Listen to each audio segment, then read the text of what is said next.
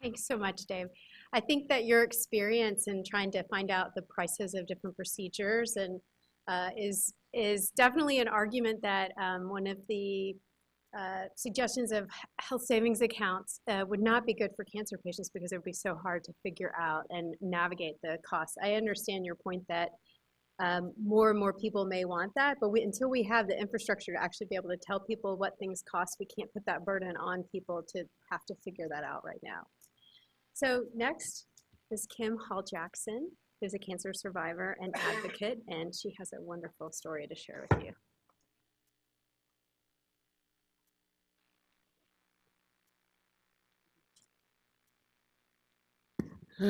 Dave, you make it hard to follow. Good afternoon, everyone. Um, I will not have slides because my attorney suggested that I do not do slides. I tend to tell everything, and I'm limited on what I can talk about with my employer based on the settlement of our lawsuit. So I'll be as animated as possible, but I won't tell you everything. Maybe I'll use some pseudo names for my employer. Let's play with that one. So I was diagnosed in 2008. I was diagnosed in 2008 at the age of 45 as stage 1 colorectal cancer. So from the onset of seeing something disturbing in the bathroom one day to actually get a colonoscopy took me about a year. I'm not a white male. I was not 50. No other illness, no high blood pressure, no cholesterol, no, I was actually in good shape. I was dancing, I was working out, things were good. So we had to rule out all the other possibilities. We did that. In about 10 months, I finally got the colonoscopy, came back stage 1 colorectal cancer. The end of December, around the December 2008, I had the meeting with my family. Hey guys, this is what I've had. I'm having surgery in February, stage 1, temporary ileostomy, reverse 8 to 12 weeks, go back to work, everything's all good.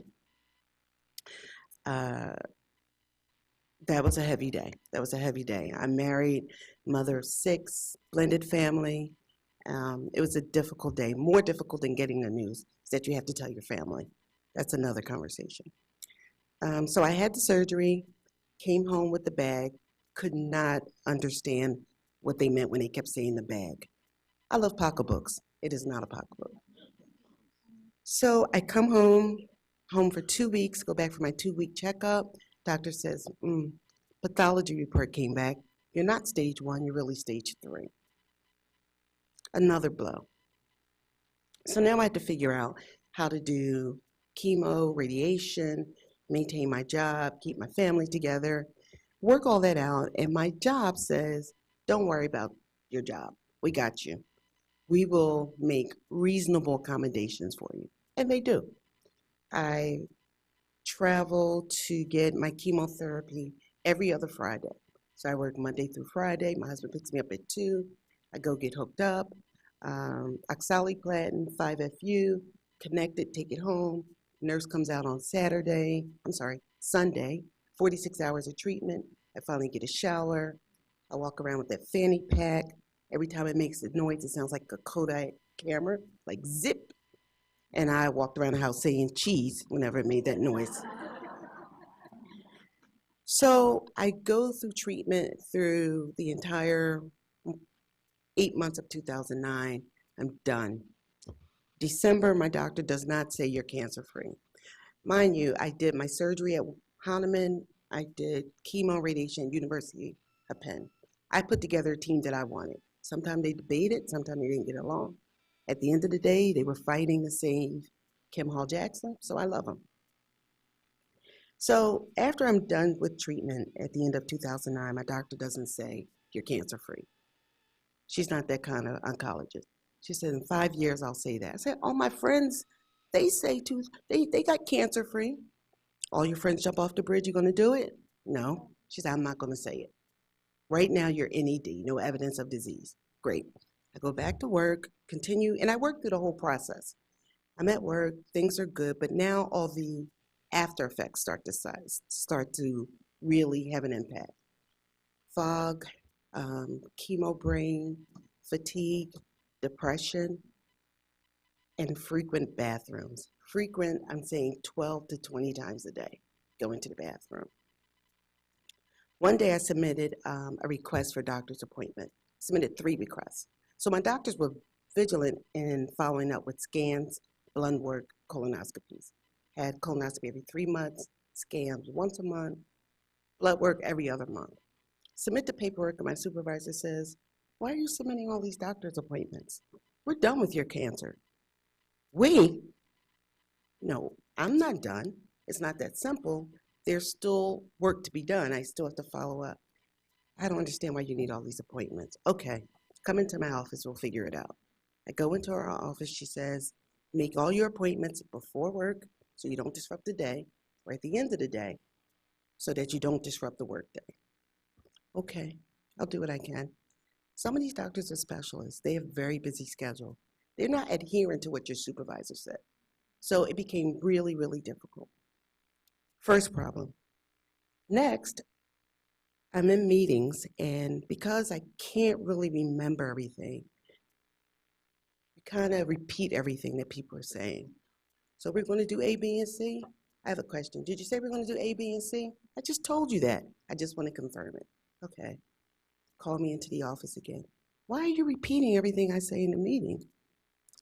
You know, kind of the after effects of chemo brain. I can't really remember. I write it down. Well, write it down. Don't disrupt me in the meetings. 2. The third and final straw was we had a sign-out board. We did site tours, we did off-site meetings, we do in-house meetings. Whenever you left your office, you signed out where you were. "Kim, I noticed that you're disappearing a lot from your office." I said, "Yeah, I have frequent bathrooms. I'm gonna need you to put that on the board." "My bathroom breaks?" "Yeah, you have to put that on the board." So that was the final straw. It was embarrassing, it was humiliating, and I reported her to HR. Unbeknownst to me, every time I reported her to HR reported it back to her. Level of tension raised in the workplace, and needless to say, we got to a day where an all-time confrontation happened. We had a meeting in HR. I was directed to leave, and before I got home, I had a memo saying, you're on suspension, pending investigation." What am I being investigated for? Your supervisor said that you looked at her in a threatening way. Okay. So I was on suspension for quite some time, and then my position was eventually eliminated. The position was eliminated, and I had documents to sign that would allow me to keep my insurance, health insurance, life insurance for 3 months, and they would not disapprove unemployment compensation if I did not sue. Of course, I didn't sign, and I did sue. Um, that was a long, long journey. It took about 3 years for this all to settle. The challenging part was while I did not have this job and I applied for other jobs, no one confirmed where I had been for the last 5 years. So when reference is called, we don't know Kim Hall Jackson, or there's no Kim Hall Jackson in our records. Turns out that the company was taken over, the HR department had left, and there were no records of me ever working there. So that's when I started my own event planning company and continued on my journey. The challenging part is that I think they didn't know because they couldn't see it anymore. Understand, your job can provide reasonable accommodation because you have a port, because you have a chemo bag, because you look weak, you're thin, your hair is falling out. But the moment that's over, they don't think that the accommodation should be required. If I'd had a baby and came back to work, okay, you were pregnant, now you're not, let's move on. If I had knee surgery and I came back to work with a cane, you know that I still need physical therapy. But you can't really see the after effects of cancer and its treatment. We won't even talk about anxiety, depression, sadness, just challengings of the workplace. I remember one day going to work and I caught the train because I was still exhausted. I didn't want to drive. And I pulled into the parking space, the train was coming, and I took off running. I could not run. I couldn't run. I mean, I thought I could. In my mind, I was running, but physically, I could not. The muscles in my bodies weren't as strong as they were. I called my husband crying and saying, I can't run. I missed the train. He said, okay, I can come and get you. No, you don't understand. I was a track star. I should be able to run. So learning all this new normal, and I don't like new normal either. I don't know who said it, but new means new shoes, new car. It's imposed normal. This new way of life becomes a challenge. It becomes difficult. But being in a workplace where they don't understand the after effects of what you're going through is a challenge. So we eventually settled the lawsuit. I still have to work. It wasn't that great, but I feel good that I poked the bear and said, hey, you guys need to learn about this. You need to find out what it takes to take care of your employees after they're done cancer treatment. Reasonable accommodation goes on beyond just chemo, radiation, and surgery. And it should for everyone. And if you don't know, ask. Learn. That's it. Thank you.